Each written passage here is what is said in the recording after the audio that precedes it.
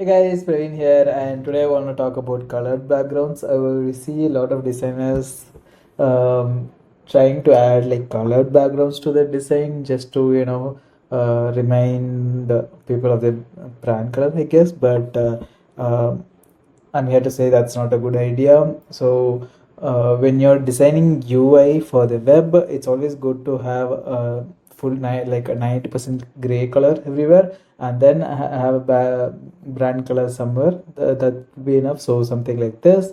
So it's 90% gray, as you can see here, and we have the brand colors somewhere over here, somewhere over here. So it's not fully just gray. You will still have a brand color, but adding a background color like this is never a good idea. I see this on like beginner designs on mobile apps all the time. So um, 95% of your design should be gray.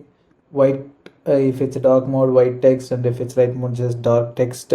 And it should the brand color should be only one color, and it should be in like 5% of your screen. That's it. The most important buttons on the screen most likely should be brand colors. But yeah, if you want to add some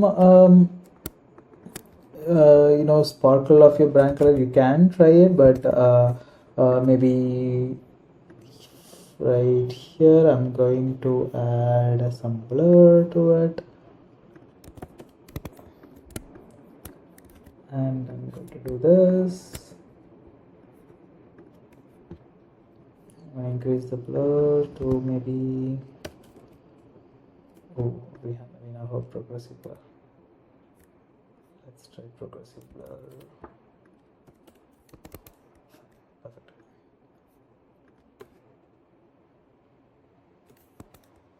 Yeah, so you can add blurs like this to add your colors everywhere if you want, but most of the time try not to add too much colors to your designs.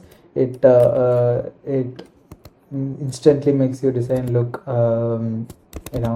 beginnerish, and it doesn't go well with the modern web design standards. So try to have like very low brand color, and 95% of your screen, I'm going to say 99% of your screen should be graced with minimal touches of your brand color everywhere. So yeah, that's it for this video. Try this in your designs right away, and you will see the difference. I'll see you in the next one. Bye bye.